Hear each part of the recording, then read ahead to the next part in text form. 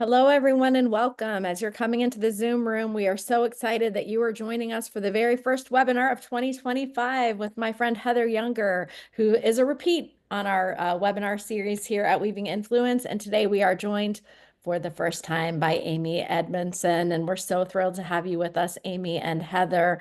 We will be getting started in a few moments, but as you know, we want to create an inclusive community for our webinar events. So we hope you'll take a moment to say hello in the chat. Let us know where you're calling in from. And if you happen to be calling in as part of your professional development, go ahead and type the name of your organization into the chat so we can give you a shout out. We are so thrilled that you are with us. For those of you who might benefit from closed captions, those are available in your Zoom tools, and we would welcome you to go ahead and turn on those captions so that you can experience this event and learn to your best level. So hello to, oh my goodness, look at this. So many people in so many places. It looks like we have an international audience. So welcome in the UK and LA and Italy, Switzerland, Vancouver, Germany, India. Wow. Another Italy, Texas. Hello, Shelley at the University of Michigan. Go Blue. Austria, Germany, San Francisco Bay Area. Oh my goodness, we have Calgary, another Michigander in St. Joseph, Michigan. And welcome, a shout out to Safety National in St. Louis, Missouri. We have Spain and Sweden, Mississippi, Missouri, Costa Rica. Sherry, the owner of how do you say that? Like innovative. Very cool. So thank you so much. Welcome from a human workplace. For those of you who are choosing to use the chat, I would encourage you to use the drop-down menu and select everyone so that everyone can see your comments. I see a lot of these check-ins are just to the host and panelists, and I am like in awe of the international audience that we've attracted today. I see Turkey and Romania. Those are some other countries. I see France. My mind is blown. So welcome. We are thrilled that you're here. And throughout today's event, we do want to use the chat as a place where you can interact, ask questions, connect with one another. So I'll be doing my best to monitor the chat, and we will have Q&A more toward the end of the hour.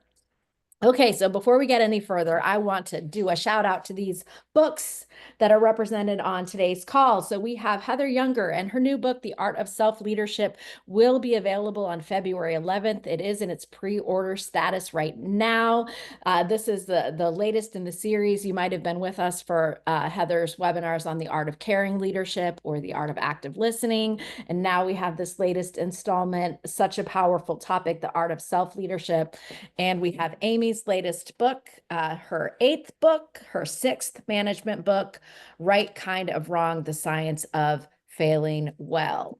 So a couple of other things about my friend Heather Younger. She is the founder and CEO of Employee Fanatix, and she is a sought after keynote speaker. She is just a dynamic and energetic person, and I'm always thrilled, Heather, when I get to spend time with you. So Wendy is going to put Heather's bio in the chat, but I also have to say one more thing. I am beyond proud of my friend Heather, who was recently named to the Thinkers 50 Radar Class of 2025, which is a huge acknowledgement that we all want to celebrate with Heather today. And what's cool and significant about that is Amy is also herself the #1 management leadership thinker in the world, according to Thinkers 50. So we have this convergence of this brain trust here today, and it's just an amazing learning opportunity for all of us. So congratulations, Heather. Thank you. Yeah. Wow. All right. So Heather, before we get some input from our attendees on a poll, I would love for you to tell us a little bit about what prompted you or motivated you to write The Art of Self-Leadership. I had I'd been in audiences, speaking to different people and doing focus groups and speaking with leaders. And often what I would hear when I would ask them, what is a barrier for you showing up as, let's say, a caring leader, as someone who listens well? And oftentimes I'd hear things like, well, my boss, well, my colleagues, well, the budget. And there would be all these external excuses. And I got to the point where I was kind of getting a little sick of it. Part of it is I could see myself reflected in some of the excuses. Part of it was like, I gotta try to find a way to give people tools to get themselves out of their own way. So the self-leadership concept already is inside the caring leadership work. It's the first behavior under the nine behaviors in caring leadership. And I just decided at that point I needed to go deeper and to give people a pathway to stop blaming, stop waiting for green lights, for access, for invites, and instead lead themselves more effectively. Amazing. I just can't wait to read it myself and learn from you today. So let's get some input from our attendees about the topics for the conversation, Heather, between you and Amy. So the question that we want to get your feedback on today is, are self-limiting fears holding you back? In which areas of life do self-limiting fears hold you back the most? Is it related to your career advancement, to your personal growth and learning, to your leadership and decision-making, to your relationships and social interactions, to your creative expression, or something else? And if it's something else, please add that for us in the chat. We'll give you a few moments as you answer that poll. It's interesting to see how those responses are shaping up. Heather, I always like to ask the author, do you have any instincts about what people might be answering? Any predictions? Probably the career advancement and the leadership and decision making. Those are, I venture to guess. You don't have an all of the above category. Oh, we don't have an Yeah, all good of the point. above. Maybe they'll say that in the chat. Yeah, if it's all of the above, give us a note in the chat. All right, I'm going to end this poll. Oh, you can multi-select, so people Oh, are okay. able to say Fair more. enough. Very Yep. thoughtful. All right, so I'm going to end the poll and show those results. And as you said, Heather, that career advancement, 47% of our attendees say that their self-limiting fears hold them back as it relates to their careers. And a close, not too close second is the leadership and decision making. Again, you called it. And there you see the rest. So thank you for taking a moment to express your ideas in the poll. We do want to continue to interact with you throughout the day's event. So really quickly, there are a few extra things: learning new skills. Someone says all of the above, and further develop my company. So there's a few ideas that folks have about the self-limiting fears. All right, Heather, Awesome. over to you to introduce your friend, Amy Edmondson. Oh gosh, I almost feel like it's you can't really do it justice. So and you heard about the multiple books, the 6 leadership books or the management books. But one of the biggest things I like to say about her is that she is the person who pioneered the work on psychological safety.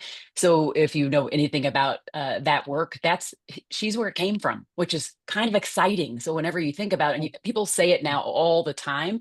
She wrote a book called The Fearless Organization, Creating Psychological Safety in Workplace for Learning, Innovation, and Growth.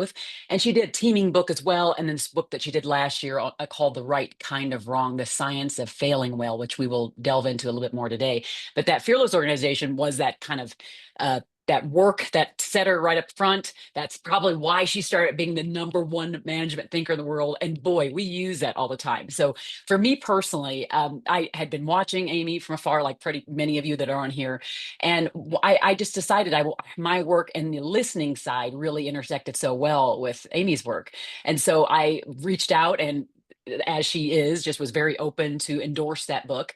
And then I saw her just recently last year at an event, and I was like, okay, I'm not going to let this opportunity. I saw her live speak, which, by the way, she's brilliant and not a surprise. But I saw her live, and I'm like, I am going up to her. Number one, I want her to know who it is that she endorsed the work, and then I need her, and she already didn't agreed to endorse the second work. And I'm like, here I am. And by the way, will you be on the webinar with me? And again, as gracious as she is, and I wanted to tell that, like, it's personal, but I wanted to tell that because it is a kind of a piece of example or evidence of self-leadership where I wasn't waiting for green lights. I didn't wait for her to approach me. I knew that I wanted to be connected to her. I loved her brilliance, and I wanted to make sure that that kind of connection took place. And so I went after it. She could have said no. That would have been her choice, but my choice was not to sit back and wait idly. So that's why Amy's here. I'm just like tickled pink, like the best part of my year. So, well, I think you may be overstating my importance, but it felt very natural and wonderful to meet in person, in real life last summer, after having connected through email. Well, so Thank you, Amy, could you Amy. take a moment to let us know why you did choose to endorse this latest book from Heather, The Art of Self-Leadership? Yeah, I mean, two reasons. One, it's a very good book. But let me break that down. So I think I personally believe that all leadership, all effective leadership starts with self-leadership. And I don't think we are seeing enough emphasis on that, right? This is a message that whose time has come. It needs to be out there. It needs to be just widely understood and read. Everybody should read this book for that reason alone, right? So and that refers to the necessity of an inner journey in order to be effective in the outer world. And the inner journey has everything to do with being caring, curious, humble, aware of one's, faults and strengths equally, and fundamentally dedicated, like finding it in yourself to be dedicated to making things better, to making a better world in some small way. And so I think the topic really matters, really speaks to me. And then secondly, it's a very useful book. It's full of great practical wisdom, great practices for self-reflection and personal growth that you can put into immediate action. So that's why. Amazing. Thank you. Well, let's talk for a moment, Amy. I'm sure our attendees today are interested to hear about your new book.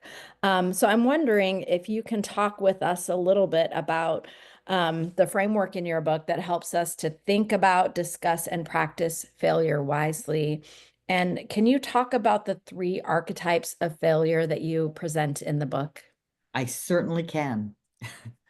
So, and I would say this book came out of my sort of ongoing discovery that people didn't have access to these ideas, right? There's a discomfort with failure, which is understandable. And I think, initially surprised to realize that people didn't intuitively separate or have a good way of thinking about how to separate good failure from bad failure. So as a result, they felt pressured to either think, oh yeah, failure is great, let's fail often, or, to think failure is not an option, let's keep away from it. And the reality is, of course, both of those statements are valid. It depends on the situation and the type of failure. So the 3 types of failure, I identify 3 archetypes: basic failure, complex failure, and intelligent failure. As I think the name implies, only intelligent failures are the good kind.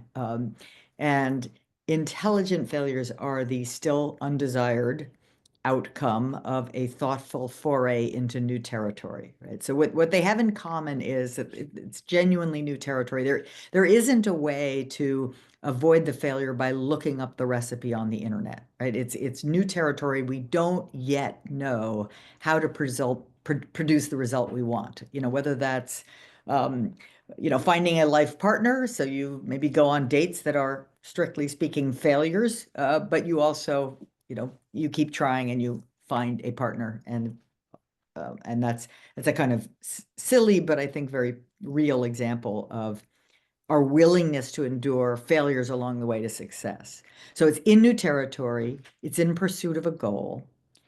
You've done your homework. I mean, you're not just throwing darts at the wall. You have good reason to believe this is worth trying. And then finally, the failure is no bigger than necessary, meaning you don't invest more time or resources than you have to get the knowledge you desperately need. And so those are the attributes of an intelligent failure. And of course, I can give many examples, but the other 2 quickly: a basic failure has a single cause, usually human error. If you text and drive and get into an accident, that's a basic failure, utterly preventable.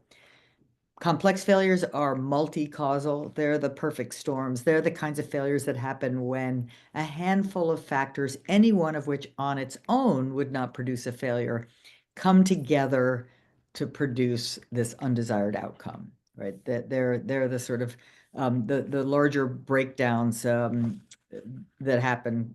CrowdStrike a few months ago, when all of a sudden, all the flights were grounded because computers were down. Not one cause, but a handful of factors coming together in just the wrong way. Thank you so much for that. And I'm like processing this as you're speaking and thinking through my own failures at times and where they would land. So I appreciate that. So Heather, let's build on what Amy is sharing. And could you talk a little bit about how a person's leaning toward perfectionism and how they could overcome that, or what the connection is between that and also our ability to overcoming our self-limiting beliefs, which, obviously if we're trying to avoid failing and trying to be perfect, that can hold us back. I think it becomes a matter of perspective. If someone feels like they are a failure if they don't get everything right every single time, then they may not start at all. So they're Right. leaning into perfectionism stops them from moving forward or even challenging their own beliefs that progress is never going to be good enough. So the person who understands that movement is going to be better than staying stuck will experience less fear. So, because they understand that the failure is part of the journey, which Amy talks about as well in her book. And they seek first to learn from every experience and like lean in with curiosity. That's really going to be the best way. And so I think the difference, I really do believe that the difference between this progress versus perfection thing that I talk about in my book is self-grace, like grace to accept that mistakes are part of the human experience, and that I'm going to be less afraid to make that first or take that first step to doing something new, to being a different person, to opening up my mouth if I insert inside of that this idea of self-grace. So some of the ways we do that are like setting more realistic goals, you taking tiny steps, so you're taking tinier risks to start, not necessarily going so big. Remembering that we can do hard things, and also like reflecting on the times and maybe even journaling the times where we have succeeded, and then celebrating those wins. I'm going to be honest, I have not been the best about celebrating my wins. In fact, I tend to be someone who goes next, next, next, next. And I decided, and it's so funny because my writing of this book helped me realize that it's in the celebration of the wins that I realize how much I can do. And so even when I take that step forward, I give myself the courage to try to move more in that direction of this intelligent failure that Amy's talking about. Because I think in my mind, and I love the way she writes about it, and I think it complements my work so much, is um, it's like we should be on a journey for intelligent failures. Like we should be looking for those and like trying to make those happen, because that's how we grow. That's how we learn. That's how we get to those like diamonds in the rough. And of course, she tells stories about that. From like kind of the corporate level. I tell a lot more on kind of the personal side of people in my life and myself. But I do think that this concept of celebrating our wins, small or big, setting realistic goals, tiny, tiny steps, helps it be easier to take the steps so that we don't let fear stop us, the fear of failing, the fear of feedback, all the other things from stopping us.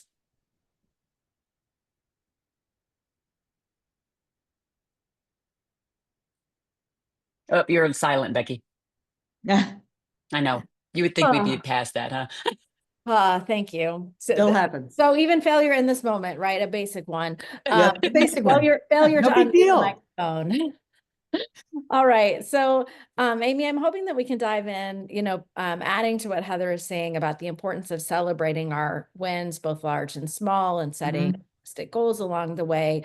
As we think about good failure and bad failure, and you talked about the good failure is that intelligent failure. What are some other ways that we can start to apply and incorporate this idea of good and bad failure in our own lives? And maybe a story that you have about that. Absolutely. Well, first of all, I want to follow up on the perfectionism, because I talk about perfectionism also as as a problematic tendency that we are all vulnerable to, some more than others. But it is, I increasingly think about perfectionism as a kind of commitment to fiction, right? It's a commitment to standards that are genuinely unrealistic, right? None of us are perfect. Each and every one of us is a fallible human being. And when we are committed to being perfect, we're in trouble. Right? We really have two almost necessary results with that commitment. One is just unhappiness because we never get there. And then the other is hiding, which is not being able and willing to share who we really are and what we're really thinking about and up against, because we're ashamed of that gap. And so the substitute of celebrating progress over perfect, of not letting, good enough or the next step get in the way of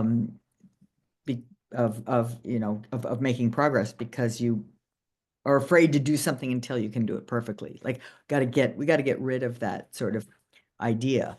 The thing about the different failure types is, first, once you recognize that there are indeed intelligent failures, discoveries, if you will, things that which are always disappointing. I mean, just ask a scientist, ask any scientist who for a living fails more often than they succeed. Think about that, right? Most of us aren't in that boat. Let's say in some fields of science, your experiments will fail, anywhere between 60 and 90% of the time. That's a lot of disappointment, but they are willing to put up with it because the excitement of those successes is huge, right? Those, the wins, which are fewer and farther between, but they are really important and exciting to them. And you just don't last long. You don't succeed as a scientist if you're not willing to fail, because otherwise you're just going to do safe stuff. And analogously in our lives, we also can't, succeed in our lives in meaningful friendships, meaningful work that we excel in, if we are unwilling to fail. Now, intelligent failure being the ones we want more of, because basically what I'm saying there is we've got to be willing to take more risks. Like, the people who thrive and do well are those who are not waiting until they're absolutely sure it will work. They're willing to try small, safe, but still disappointing failures. And the fact is, speaking from personal and research experience, the other kind of failures will keep happening, right? We will all have our basic failures. We will all have our complex failures. And even though they are theoretically preventable and at times even practically preventable, some will slip through. We cannot beat ourselves up about that either, simply because we're fallible human beings operating in a complex, fallible world. Right? So I think we have to reset our expectations so that those are part of our expectations, that we know they're coming. And now then the real question becomes, how do we learn from them? Right? If we think of a failure as an investment of time, sometimes funds, certainly emotions, how do you get your investments worth? Right? How do you make sure that whether it's intelligent, complex, or basic, you really get the full learning from your failures? And that's something that I think, I mean, my answer to that is going to have echoes of self-leadership, because and I'll just give it to you quickly. I think the first thing is that you're really willing to look at the facts of the situation and not just, oh, okay, maybe I didn't try, get detailed about what happened, get concrete as best you can. And number two, you're willing to take what I increasingly think of as extreme accountability, right? Like you're willing to own your part, right? Here, here's how I contributed to that failure, whether it's omission or commission or both, right? Here are things I could have done that might have helped here and didn't do. Here are things I did that probably weren't, or, probably helped, not bad intentions, but certainly contributed.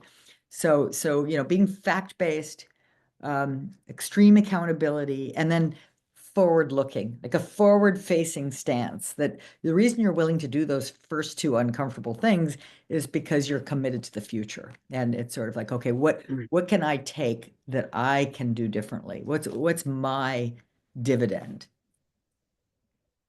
I love that. Yeah. One of the things I was thinking of is when you were saying, how have I contribute to this failure? And I think it's equally as important for us to, and it kind of goes back to the celebrating wins idea, that we have to say, how have I contributed to my successes? How have I contributed to where Oh, I've yes. gotten to Yeah. today? Right? Yeah. Like, Yep. I think they're like so important to look at, to evaluate both on this journey, because it's so easy to, again, to just like, it depends on who you are, especially if you're like an overachiever type. You're almost always putting the good aside for the benefit of looking at the things, the mistakes you've made. And Yeah. while it's important to do the evaluation, being objective on both sides, and that's why I like journaling, or putting like a skeleton, like an outline of the things, and maybe even doing it side by side on a particular thing I've done, or evaluating my life, in order to objectify it, not putting the emotion down, but just thinking about what's X, what's Y, what's Yeah. Z. I think I love the objectification of just making it objective when we do it, and then at the same time on our successes as well. That was great. So, Heather, I wonder what else you might add about how self-leadership can help someone experience, process, and grow from their failure. So what I hear you saying is like, hey, let's be willing to own not only our extreme accountability for the mistakes that we've made or our contribution to failure, but let's also own our successes. So I'd love to hear you comment on that. Yeah, I'm speaking from experience. I haven't been so great at the latter. So again, I normally have been the person who I achieve, and it's just like it goes, and I don't give them time to pause to recognize like the seed of greatness that was just born right there in that moment. I just keep going, going, going. And so what would happen is that then people around me would feel kind of the pressure on their shoulders of not necessarily feeling the recognition of the effort they put in, of the success they were achieving, because it was always because of my view was this. I was never allowing other people to do that. When I think about my definition of self-leadership being that journey of inward shine for outward shine, it's spiraling upward towards self-awareness, resilience, and purposeful action. So embedded in this, and I know even in Amy's work, is this idea of how do we develop a thickness of skin when we do face things that we hit, like walls we hit, challenges that we hit, failures that come about. We have to be aware of who we are. So I've broken the book down into 3 parts. One is self-understanding.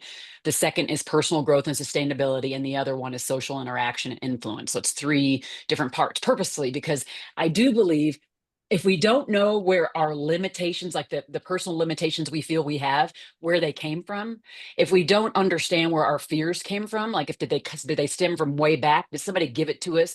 Did we pick them up and never drop them down? If we don't understand some of those things and have a high level of social and self-awareness, it's going to be hard for us to try to grow as a leader, to try to grow as a person, leader of home and at work, and then go about our way becoming more resilient. So understanding who we are is going to be extremely important. And I also think when we look at then that second part of personal growth and sustainability, that self-care and surrounding ourselves with like a really strong supportive network of people who believe in us, but who also call us out when we need to in a way that's kind of captured or encapsulated around love. So love is around the concept or the message they're giving us.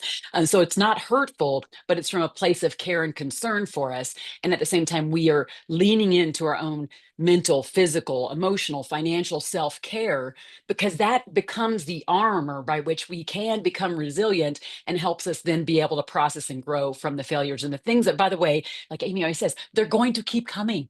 They're going to come. The things, you're going to keep hitting walls, by the way. I would keep looking for the walls, maybe the walls you can scale more easily. Start looking at the trends and start to say, how can I then go over this wall more easily, more quickly when I hit it again? Because it's going to happen. Right. So, if we don't have that clarity of mind, if we don't know, who we are and all of these things that I'm kind of putting into the mix, I have like 12 different components that I have you consider that are under the self-leadership umbrella. Fear of like the failure and all of these things, and safety and speaking up are all components of it. But in the end, if we don't have this self-understanding to start, we can't move to A, B, C, D. We've got to know who we are, what our limitations are. I feel like every time I would speak to the, employee focus groups or leaders in, coaching sessions, or folks that would be in the audiences I speak to, there was just so much abdication of responsibility, or abdication of accountability for their own journey and for the choices that they made. And so I'm saying that because, again, I recognize some of that victim thinking in things I've done in the past. And so I was saying, okay, pick up your own stuff and say, how much of this is my stuff to get rid of? And how much of it is this stuff that maybe I need to evaluate this more fully and do that objective look of what it is that's happening, and how do I not replicate, or how do I replicate the success that I have had? So the book gives you that framework to experience and process and grow from from all the experiences that we have as adults and humans just walking on this planet, to be honest. Thanks, Heather. So I'm hoping that we can dive into something that you mentioned. You said amongst the self-leadership framework that you present in the book, one of the things that you address is fears. And so I'm hoping that you and Amy both could talk a little bit more about common fear-based behaviors and how, if we find ourselves, being held back by those, how we can stop ourselves from continuing those over time. I guess I'll start, and then I know Amy's going to be able to take right off from there. One of the fear-based behaviors is procrastination. Sometimes fear of failure can lead us to just, like I said, like stop and just like go, pause, because we don't want to be disappointed or feel inadequate in a lot of things that we are about to partake in. And so that delay, though, then can impede our progress and limit the achievement of the things we're wanting to do. And I have to say, like, again, where I've been there before, I'll sometimes I call this getting sick of myself. So I'm procrastinating. And all of a sudden I'm like, Heather, like, you are not going to get anywhere if you continue to procrastinate, or you continue to pause because you're afraid of the next steps or you don't know what's next. Just start. So I have to always say to myself, I politely kind of slap myself into, or out of the stuck place into a place where I can, at least what Amy said, move forward, focus forward, have this forward presence about me. I think risk aversion is another thing that we kind of talk about in this space, where we just are afraid to take any risk. And I just think, like, starting with tiny little steps, start with smaller little risks, because then you gain your confidence. You also gain confidence in what the environment's like and how it's going to respond to the things you do. So that's a big one. And I think another one could be avoidance of feedback, which is, I know, embedded so much when we think about psychological safety, the fear of either I'm going to give feedback and no one will receive it, or I'm going to be ridiculed because I said something counter to what the mainstream is saying, or getting the feedback, and that means I got to go do work. And it was the feedback I can trust. There's all these different things that you have to consider, but a lot of times people have fears around some of these issues as well. Amy, you have any feedback or any feedback? Absolutely. Yeah, Well, any input in that? I love your answer because it's full of specific kind of behaviors like procrastination, which is a really good one. And my answer, when Becky was asking the question, I wrote down avoidance. And then I thought, well, what else is? I mean, I thought, no, that I got stuck. That was the end. That was the end of my answer. And everything you said falls under the umbrella of avoidance, right? And that's not something we want to do in our lives or in our work. We don't want to be driven by avoidance, right? And what are we avoiding? Well, we're avoiding, harm, embarrassment, rejection, anything sort of, we're avoiding the unpleasant. We're avoiding having to have a negative experience, which of course we need often as part of growth. And yet it is so natural. Like, there's a natural instinct towards self-protection that leads to avoidance behavior, which, ironically doesn't serve us. What serves us is kind of, taking a deep breath and doing it anyway, despite the fear. And it's funny because when I was originally doing my research 30 years ago on on learning in teams and in healthcare settings and other settings, and what I started to notice, and this is what I called it, was real palpable differences across teams in what I called interpersonal fear, right? That just sort of that sense of tiptoeing, that sense of hesitance. And so I began to think that learning was quite challenging in a team setting without low interpersonal fear. And then I tried to write about that. And guess what? An anonymous reviewer, which is what us academics go through, said, I think what you're talking about, this low interpersonal fear, is psychological safety. I said, okay, because when a reviewer says this is what you're talking about, you say, yes, yes, ma'am. And so ironically, that's how it sort of came to be called that.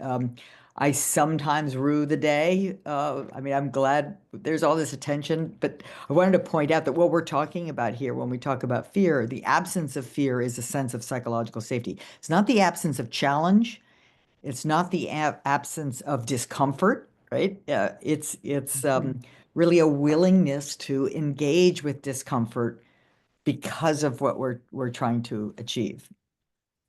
Oh, I love that. When we think about, being a leader of teams, for example, if you're Right. somebody who is open to receiving feedback that's counter to what you might say as the boss, right? Then you create more of a sense of safety. If you're just open and you're always going after the thing that's the opposite, you're Mm. recognizing it. Then people know, wow, okay, Heather's always looking for me to kind of present the countering view because she wants to make sure that she's not missing something. Exactly. And so there's that safety that's already laid. And we can do that with our colleagues. We can do it at home. Just be like, well, leaning with curiosity. I mean, it's like, how do you do that? How do you take the thing that people are afraid to talk about at the table because they don't want people to look at them a certain way, and transform it into something that helps you learn and other people learn as well. And so I think that some of these conversations are so helpful to have. Yeah, I can tell from the comments that are flooding into the chat that this idea of psychological safety and being able to avoid avoidance, I guess I'll put it together, is really resonating with folks. So can we talk for a moment about reframing failure from shame to growth and how we might do that in our daily habits? Because I think it's common to get stuck. When we do something wrong, then we have a sense of shame, which holds us back from taking risks, which drives us to continue to have these avoiding behaviors. So what are some ways that we could take some practical steps after this call to incorporate new daily habits? I'll start. Okay, so I think number one, you have like I think the big answer right in the question. The question of where you say reframe.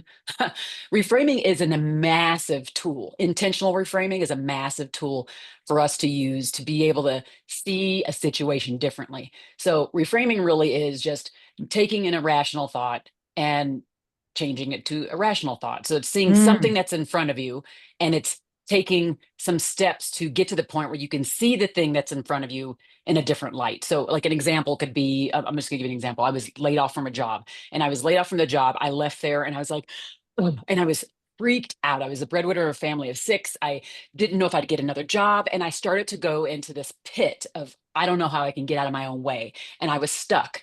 And I gave myself, because I'm human and we're doing very human work here.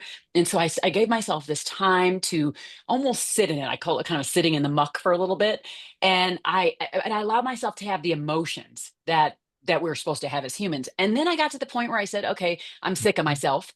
And so I got myself unstuck and I said, wait a second. So now what was actually happening? What's the real result of that layoff? Well, I actually learned new technology there. I met my best friend there. I got a severance from there, which allows me to write books and speak all over the world now. There were all these things that I was like, wow, I learned a lot of new things. But the interesting thing about reframing it was that the situation didn't change. I was still laid off. I was still the breadwinner of family of 6.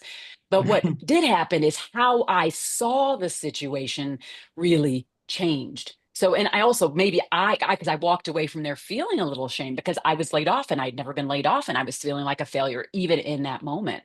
So the intentional reframing was a huge tool. And I do lay out these steps in very like big detail in the book because I think it's important for us to know how to do it and do it in an intentional way. Because by the way, we all do it automatically. This reframing thing we do automatically as humans, but it's the intentional thing that kind of reduces the time from the pain you feel to the kind of solution you can land on, where the reframing helps you shorten that distance. So that's a big one. And then I think the other one is just what like Amy was talking about, which is just committing to learning and asking Yeah. yourself a lot of questions about what happened, and then like how much was the thing you could control and how much was it just part of the circumstance, and where did you shine in the middle of all of it. And I think we start asking those questions, being more curious, it becomes really helpful.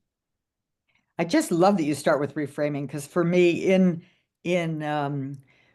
the fearless organization, that's part of the leader's toolkit, and that is step one. That's tool number one. It's reframing, and then I love that you say you take an irrational thought and turn it into a rational thought. And I think a lot of people may not be comfortable with or familiar with that way of thinking. But I use the same terminology in Right Kind of Wrong in chapter 5, which is fundamentally the self. It's I talk about the skill of self-awareness, which of course is just absolutely the core of your work in this new book. But it's what makes it rational and irrational? And because in a way, normal people will respond to a layoff or another bad thing in their life with the thoughts you described. And you might think, well, those are rational, but no, because in a way they're awfulizing, right? They're thoughts that sort of paint only the worst scenario. I'm going to not be able to feed my family and they're going to starve and we're all going to die, right? Yeah. Underneath that first frame is in fact a very deeply irrational set of assumptions and conclusions. And the reframe is always about being more rational. What does that mean? More data driven, not just more positive, but in a sense, more realistic. Like, okay, what happened? I lost my job. That's not catastrophic. That's disappointing, even frightening. And I got a severance. That's good, factually good, right? And it frees me up to pursue the next thing that I will be passionate about. And I'm capable and healthy and, here goes, right? So it's a really nice distinction. And it's not one that's intuitive, I think, for most people. I personally learned it from a pioneering psychiatrist named Maxie Maltzby. Did you ever hear of Maxie and his, I have not, but I'm going to be Maxie and his work? Maxine. Maxie. And he Okay. died, he died in his 90s, a handful of years ago. He was born in 1929, born on a plantation to a laborer father and a teacher mother, African-American boy who, worked really hard, went to medical school, was doing what he was supposed to be doing, and then he was sent to the Korean War, and he got very interested in trauma and the sort of the challenges and distresses that people experience. And so that led him to go do an internship sort of later with Albert Ellis, and he learned from Ellis, but then he developed his own body of work, which he called rational behavior therapy. And honestly, it's everything that self-leaders need to know. And it's, but it's essentially the basis of what you're talking about. So I admired him and learned a lot from him many years ago. Yeah, and that's exactly, I always tell, I did a TED talk on transforming adversity into opportunity in 2019, and it was all about this reframing concept. I was teaching that there, and I say it's from psychologists that I learned this. This is not a Heather word, right? I just happen to use it a whole heck of a lot. I use it personally in my own life Me to too. just overcome lots of stuff, right? And I think Life skill. it's just critical. Yeah, yes, it really is a life skill. So I'm seeing in the chat that everyone loves this new word, Amy, that we're going to attribute to you from now on, awfulizing. Actually, to be fair, that was Maxie. Maxie's word was Yep, awful. we awfulize, right? Yeah, I just love give Maxie the credit. Dr. I've heard Maxie catastrophizing, but like awfulizing is like a different degree, maybe. Yeah. You're taking something that just is, right? Set of facts, and then you kind of take them to their natural extension, which is, a catastrophe. Amazing. And I just call it like getting stuck in the muck, or like getting into like a pit of despair. And I like most of us get there, and we were used to being there, that pit of despair that we get in. We just get sick of ourselves.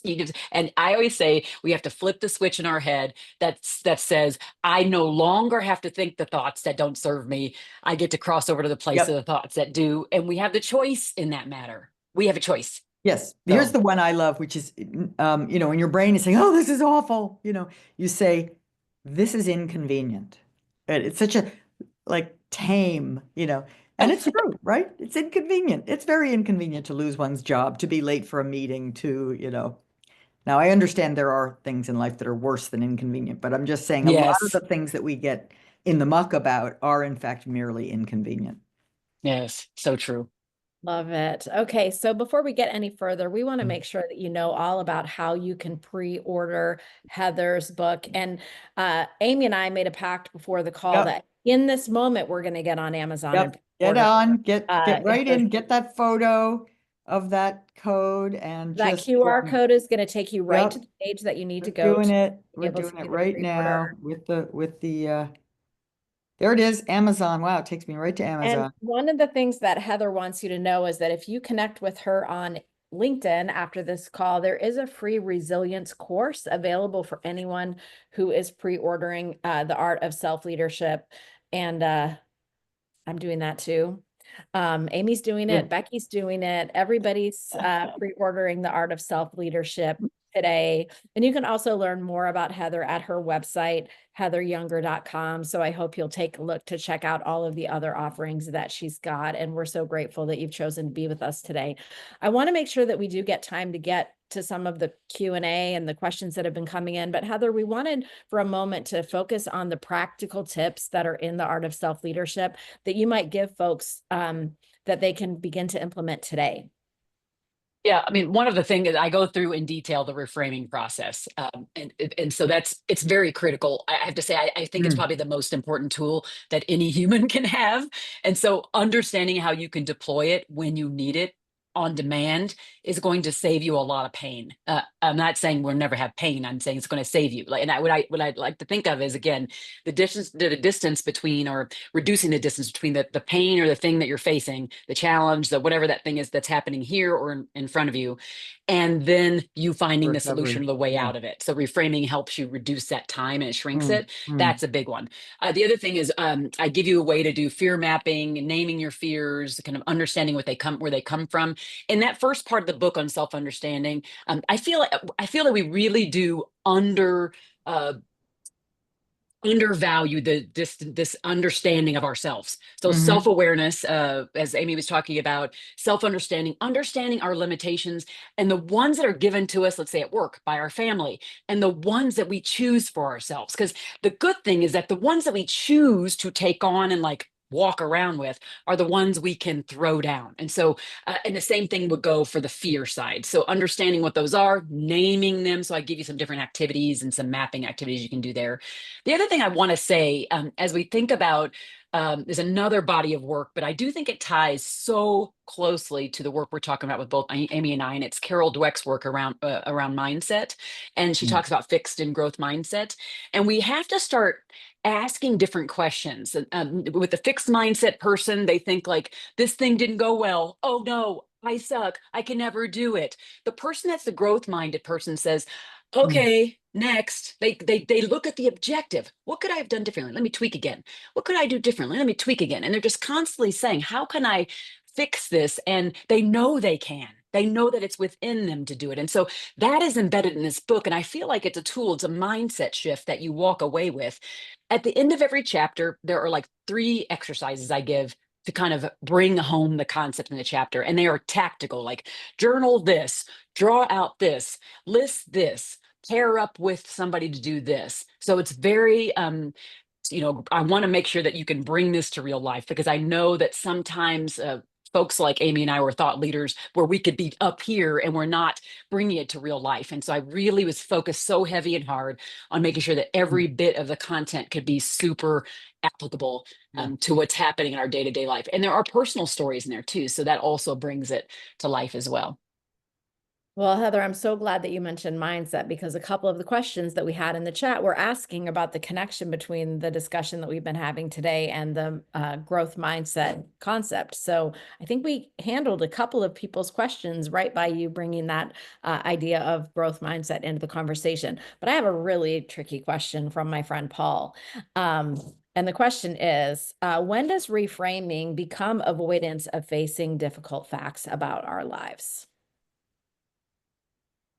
Can I start with Yeah, on that? start. Go ahead. Because I think the answer, forgive me for this, but is never, so long as you take the definition that Heather offered, which was to grab a kind of spontaneous and largely irrational way of thinking about a difficult situation and flip it around to be more rational. If you take that as a definition, and I'm willing to, then it is never problematic, right? So what we're not talking about is being Pollyanna-ish or being, the perennial optimist, as, falling from the 20-story building and, at floor 2 saying, all right, so far. I mean, that's not it, right? That's definitely unhealthy. And that's so we're not talking about a refusal to face facts. We're talking about an ability to face facts and think about them as rationally as possible. What do they say I need to do next? What shortcomings in me do they point out? What shortcomings in the situations I've been putting myself in, right? Like this is a way of empowering you to be more effective, not a way of making you feel better, even though it might have the result of making you feel better. It's so good, so good. I think when we remove the emotion of it, because what happens in this, when I was talking about shortening the distance between the pain we have, the wall we're Yeah. hitting, and the solution or kind of getting out of it, is there is this like emotional stuff that's happening between, which I am not telling you to get rid of. I'm not saying Right. you're going to just get rid of it, because we're human, and you will never hear me say that when I talk about carrying leadership. So emotion is embedded in it. But there is a time where we have to give ourselves that cutoff. We have to flip the switch that says that the things that I'm thinking are not serving me. I'm not finding a way forward. I'm not helping my team forward. I'm not helping my family forward. So I have to move forward. And the only way to do that is to create this objective space that does say, okay, well, let me step outside of the thing that's happening and let me look at the things that actually could be beneficial. It's not saying, like you said, cheery, rah, rah, necessarily. Although years later, you do go, I can tell you, I did cheery, rah, rah, rah later on, because I realized, gosh, look at where I'm speaking to thousands, we speak to thousands of people every year, and we're writing books, and wow. But it started with all this other stuff that loaded into it. And by the way, here's another thing I want you to grasp a hold of before we end at all. It is that all the things that you may see as failures, all the times you fell down, all the things that hurt you are the things that formed you. Like, you're leading today and the way you will lead Yeah. tomorrow because of all the hard stuff. So embrace the hard stuff. Don't try to forget the hard stuff. Don't try to not have the hard stuff. It's that hard stuff that forms us, that makes people want to follow us, that makes people be endeared to us. So embrace it. I mean, I'm telling you, and it's become a big aha for me in my life. And I'm sure like everybody on this call, just think about that. The times that were bad, and when you were doing it, you're like, this hurts real bad. This is hurt. This is hurt. Yeah. And then you got past it. And you're like, oh my gosh, that thing is a thing that made me more intelligent and do different things. Like the intelligent failure idea, make me do bit different and Muscles. better steps that serve me. Exactly. Building those resilience muscles. Yeah. Yeah. I think about them sometimes as failure muscles, right? They're we can't avoid all failures, but confronting them and learning from them, we build those muscles. We build that sense of, okay, I learned something, all is well. Let's go forward. Let's not dwell in it, as you say. Oh, So true. I can see all the good stuff in the comments. That's good. I have at least one more question to get to. So P.S. Deepa asks, how do we connect leading with heart with self-leadership and psychological safety? Wow, that's Who all the goes things. first? You go It's first. all melded. It's all melded. Yeah. I Yeah. mean, so Yeah. I my book on caring leadership started from my podcast called Leadership with Heart. So I interviewed a whole bunch of leaders on that. And one of the things that I discovered as I was interviewing leaders from all different walks of life is that self-leadership is the most important part of leading with heart. And it is because we cannot lead others, make the environment safe for others. We can't uplift others if we don't do the same for us. We cannot give from an empty cup. There's a metaphor that somebody shared with me. I'm going to just give it to you here because I think it's profound, and I will never forget it. And it has changed me. And it is this: it spins off from that idea of a cup, the cup and giving from an empty cup. So it's a teacup and a saucer. And as leaders, or leaders in our community, leaders at home, leaders at work, we're to pour into the cup and let it overflow onto the saucer. And what we're supposed to do is we're supposed to give from the overflow. But what we do usually is give from within the cup multiple times, and it dries out. And then we expect all these people to want to follow us, to want to be around us, to want to invite us into their groups. But why would they do that if we give from our dryness nonstop? So I think that the key of like, how do they all intersect? I mean, safety is a huge component. Safe spaces and listening are all in part of like the caring leadership or leadership with heart framework. If you aren't a person who first wants to feel safe in your own skin, you can't provide that environment for other people, because you're always going to be threatened and you're going to not be okay with hearing differing opinions. Okay, Amy, go ahead. Yeah, I mean, I think people are, how I connected, people are a caring leader, someone who we can genuinely conclude is caring, cares about us, cares about the mission, cares about and wants to inspire people to be all they can be, necessarily is creating a space where we're willing to take risks, right? Because psychological safety, again, it's not about being comfortable. It's about believing it's okay to take risks, the interpersonal risks of asking for help, of sharing a wild idea, of offering a dissenting view, or of experimenting in some way that might end in an intelligent failure. And it is far easier for people to have that experience when they believe fundamentally there's caring. There's caring about you, there's caring about us, there's caring about the mission. So good. Thank you So good. so much.